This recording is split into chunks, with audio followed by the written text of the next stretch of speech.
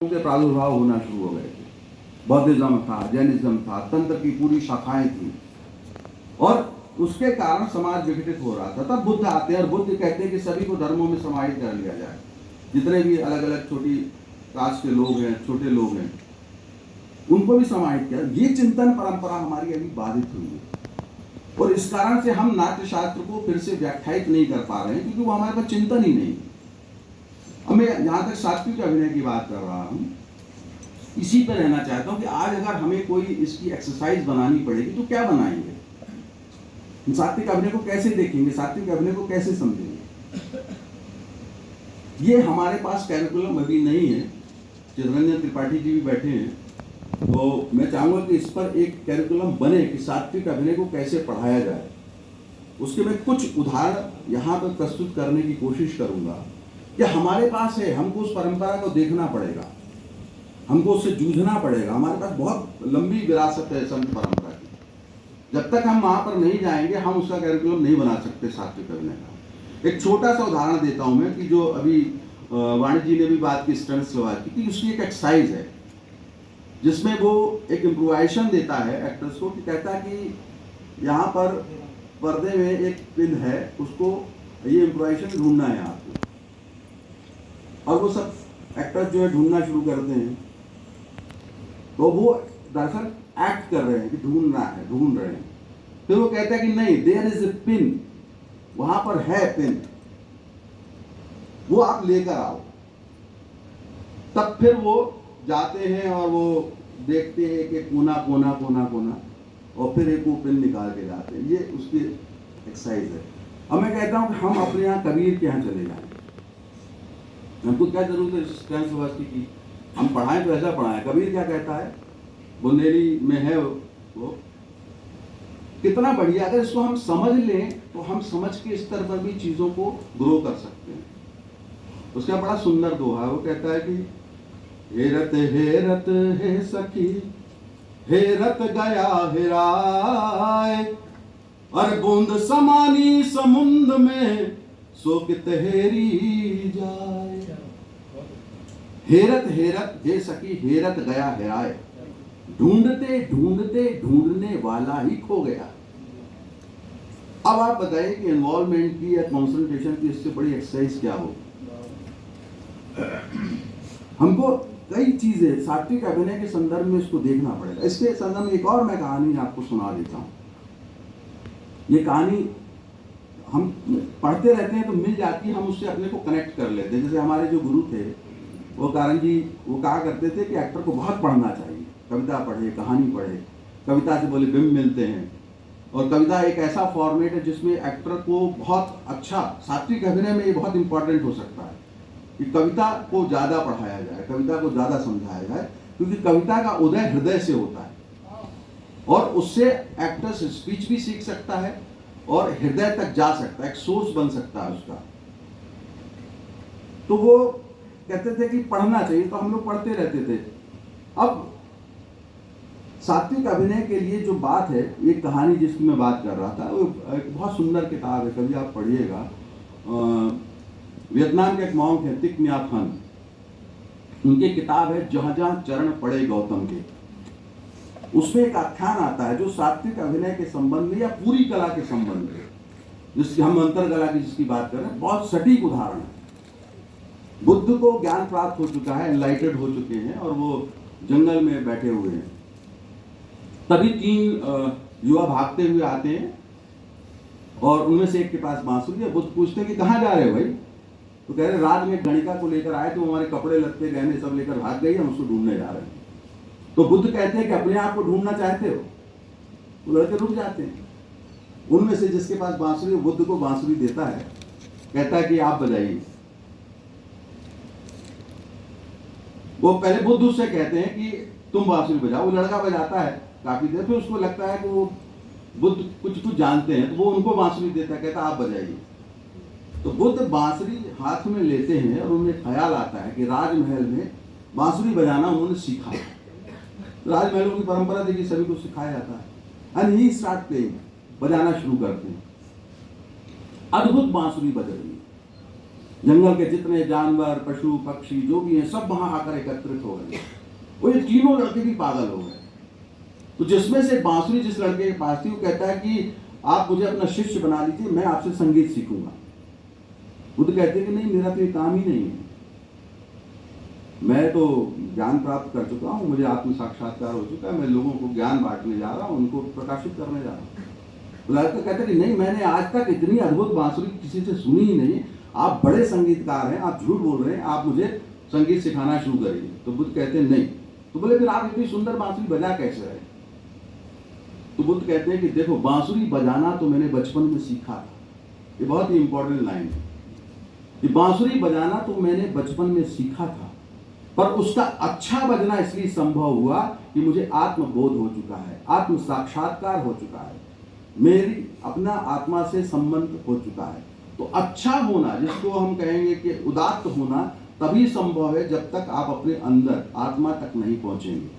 और यही सात्विक अभिनय की बात है कि वहां तक जब आप नहीं पहुंचेंगे तो सात्विक अभिनय की कोई और दूसरी अवधारणा हो ही नहीं सकती। तो सीख तो सब कुछ सकते हैं, आप अभिनय भी सीख सकते हैं, सितार बजाना भी सीख सकते हैं, बांसुरी बजाना भी सीख सकते हैं, पर वो अद्भुत कब होगा? वो सात्विक अभिनय भरत मुनि का सात्विक अभिनय। इसके लिए हमको एक्सरसाइजेज और कुछ चीजें बनानी पड़ेंगी। इसी के साथ में एक और दूसरी चीज जोड़ देता हूं कि सात्विक अभिनय की पराकाष्ठा क्या है। फरीदुद्दीन अत्तार की एक बड़ी सुंदर कविता है, वो मैं कविता नहीं बोलूंगा, उसको आपके समक्ष रखूंगा भाषा में ही, कि 3 तितलियां थी। ये हम लोगों ने एक प्ले भी किया था, जॉन मार्टिन ने प्ले किया था, जब आए थे वो, कॉन्फ्रेंस ऑफ द बर्ड, परिंदों की सभा। तो उसमें बड़ा सुंदर आख्यान है वो। 3 तितलियों ने, सात्विक अभिनय क्या है उसके लिए एक बहुत बढ़िया एग्जाम्पल हो सकता है कि 3 तितलियों ने दूर से एक प्रकाश को देखा, एक तितली उड़ी और उस प्रकाश के पास गई और वापस आई और दोनों तितलियों को बताया कि वो बहुत बड़ा प्रकाश है। दूसरी तितली उड़ी, वो प्रकाश के और पास गई और पास गई और पास गई, वो वापस आई और उसने दोनों तितलियों को बताया कि उसमें प्रकाश के साथ साथ ताप भी है। तीसरी तितली उड़ी, वो और पास गई और पास गई और पास जाती रही, उस प्रकाश के अंदर चली गई, उस प्रकाश में समा गई, उसने प्रकाश को संपूर्ण पा लिया। वो वापस लौट कर नहीं आई क्योंकgruppi उसके पास बताने के लिए कुछ भी नहीं था, उसने संपूर्ण प्रकाश को पा लिया। ये सात्विक अभिनय की पराकाष्ठा। हमको वहां तक जाना होगा और वहां तक जाने के लिए हमको क्या करना पड़ेगा? हमको कहीं ना कहीं हम जिस अंतः शुद्धिकरण की बात कर रहे हैं, खासतौर से जो दूसरा थिएटर आया उसने हमारे अंतस को ही खराब कर दिया। इसलिए कई बार मुझे बड़ा आश्चर्य होता है कि हमें जो धर्म की शिक्षा देने वाले हैं वही अब आत्महत्या कर रहे हैं। बहुत सारे इंसिडेंट हुए हैं ऐसे, गोली मार के मर गया, कोई कुछ मार के मर गया। तो और फिर नाटक में भी जहाँ पर हम जिस परंपरा की बात कर रहे हैं, हम में जो फ्रस्ट्रेशन आता है या जो हम कभी आत्महत्या कर लेते हैं, उसका कारण क्या है? क्योंकि हमने उस रूट को पकड़ा ही नहीं। जैसे वेद में कहा जाता है ना कि वेद का ज्ञान उसको दिया जाए जब तक उसका अंतस शुद्ध ना हो जाए, तब तक उसको वेद का ज्ञान न दिया जाए। तो नाट्य शास्त्र भी वही कहता है कि आपको जो एक्टर प्रिपरेशन की जो बात होगी हमारी, उसके अंतः शुद्धिकरण पर बहुत ध्यान देना पड़ेगा। नहीं तो वही होता है कि वो जाके आगे जाके फ्रस्ट्रेट होता है। इस पर भी हमें देखना पड़ेगा। यहाँ पर मैं शंकराचार्य का एक कोटेशन यहाँ रखना चाहूंगा जो हमने अपने नाटक में भी लिया है कि सात्विक अभिनय की पराकाष्ठा कैसे वहां तक पहुंच जाए। शंकर यहाँ पर कहते हैं कि उपनिषद, ब्रह्म सूत्र, गीता तीनों ब्रह्म ज्ञान के रहस्य को खोलने वाले ग्रंथ हैं, परंतु तीनों के आस्वाद और उनकी अभिव्यक्ति में अंतर है। उपनिषदों में ब्रह्म, जीव, आत्मा, माया, सृष्टि, जन्म मरण को विस्तार से समझाया है। ब्रह्म सूत्र में वेद विज्ञान के विस्तार को समेट कर सूत्रों में बांधकर एक कठिन ताले में रखी मूल्यवान वस्तु सा बना दिया है। मैंने वेदों में विकट मोक्ष के मार्ग को ज्ञान मार्ग के रूप में जाना, समझा और बताया है।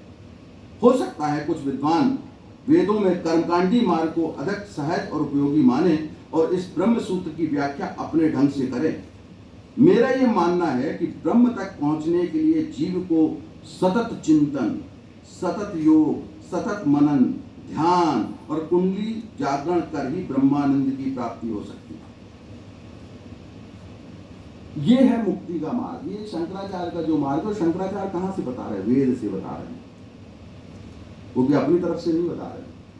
और हमारा नाट्यशास्त्र जो जहां वेदों से पैदा हुआ है, जहां से इसका प्रादुर्भाव हुआ है, वो भी यही बात कह रहा है।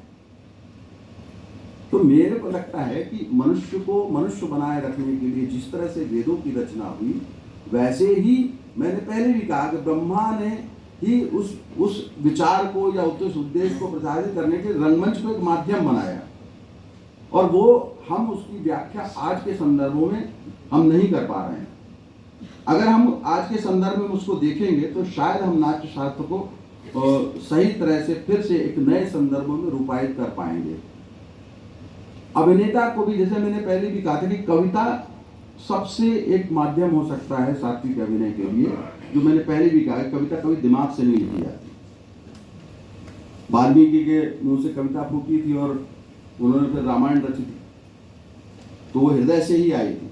तो ऐसे कैरिकुलम हो तो कविता उसमें एक बड़ा माध्यम हो सकता है, और हमारी जो पूरी संत परंपरा है उनके कई चीज़ों को लेकर हम कर सकते हैं, और जिससे हम सिर्फ अभिनेता का या रंगमंच का या और भी चीज़ों का निर्माण ही नहीं करेंगे, बल्कि हम उस मनुष्य को भी बचाए रख सकते हैं और पूरी समाज की जो मनुष्यता है उसको भी बचाए रख सकते हैं। इस पर मुझे लगता है कि बात करने की बहुत ज़रूरत है। और भी कई बातें हो सकती हैं, लेकिन अभी चूँकि समय भी है और हमारे बीच दो वक्ता हैं, चिदंजन त्रिपाठी जी भी हैं, दोनों विद्वान हैं, विद्या जी भी, तो वो भी, और मुझे तो लगता है कि तीसरे विद्वान वहाँ बैठे हैं जो हमें यहाँ पर हमारे बारे में बता रहे हैं, उनको भी बोलना चाहिए था, वो भी अच्छा ज्ञान रखते हैं। तो हमको नाट्यशास्त्र, तो मुझे लगा जो मेरी अपनी दृष्टि में है कि वो हमको वर्तमान में कैसे रहें, वर्तमान में रहने की एक कला है, सिखाता है कि हम ना तो पास्ट में चले जाएं ना फ्यूचर में चले जाएं। वो वर्तमान में जो रहेगा वो आनंद में रहेगा, वो जो वर्तमान में नहीं रहेगा वो आनंद में कभी नहीं रह सकता है। तो यहीं पे मैं समाप्त करूंगा कबीर के एक दोहे के साथ कि सब कुछ हमारे पास है। तो वो कहता है कि आसमान का छोड़े आसरा, उलट देखो घर अपना जी, अरे तुम खुद में तहकीक करो, तुम छोड़ो मन का सपना जी। बिन देखे निज नाम जपे सो, बिन देखे निज नाम जपे सो, कहिए रहन का सपना जी। अरे कबीरा हमने परगट देखा, नाम कौन का जपना जी। Thank you very much.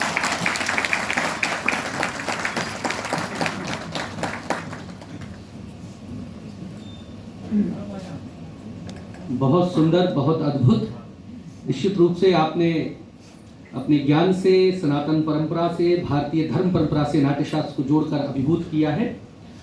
परम आदरणीय संजय मेहता दादा ने नाट्यशास्त्रों की, वेदों से संरचना की बात कही, लोक धर्मी, नाट्य धर्मी परंपरा की भी बात कही, जिसको धर्म से जोड़ा। लेकिन अगर हम आदरणीय दादा को थोड़ा सा डिकोड करें तो भरत मुनि धर्मी की जब बात करते हैं, लोक धर्मी और नाट्य धर्मी में, तो कहते हैं धार्यते इति धर्मः। जो व्यक्ति धारण करता है, जो उसका स्वभाव होता है, जो नाटक धारण करता है, जो उसका स्वभाव होता है, धर्म की बात। तो धर्म की स्थापना सिर्फ केवल सनातन ना माने, बल्कि उसकी पूरी एक ब्रह्मांड की जो सृजना है वो धर्म की बात आपने कही।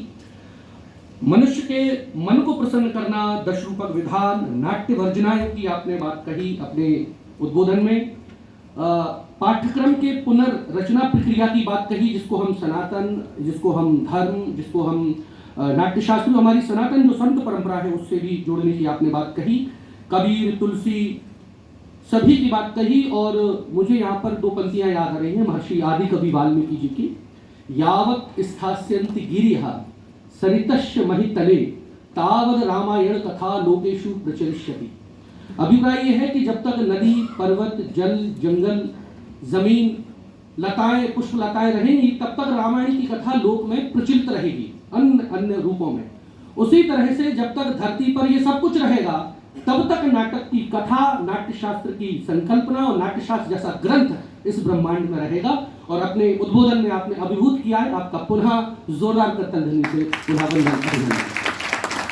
हमारे पास अभी समय है, हम बिल्कुल राइट टाइम चल रहे हैं। दोनों विशेषज्ञों को सुनने के बाद अब संवाद सत्र आप सभी के बीच आमंत्रित है। जिनके मन में भी जो भी प्रश्न हो, विषय से संबंधित जो भी कुछ पूछना चाहे, हमारे दोनों विषय विशेषज्ञ सादर आमंत्रित है। जिसके मन में भी कुछ, जी मैम प्लीज एक माइक अगर उपलब्ध करा दें।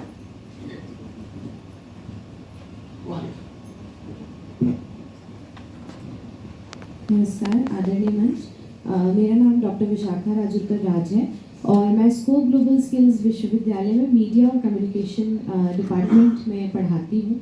लेकिन मेरा विषय क्योंकि नाट्यशास्त्र है और मैंने थिएटर कम्युनिकेशन पर अपनी पीएचडी की है नाट्यशास्त्र के तुलनात्मक अध्ययन के साथ। मैं संजय जी से अपनी दो बातें कहना चाहती हूँ और एक बात पूछना चाहती हूँ। एक तो जो करिकुलम को लेकर आपने बात कही, तो मुझे ऐसा लगता है क्योंकि मैं कम्युनिकेशन की स्टूडेंट हूँ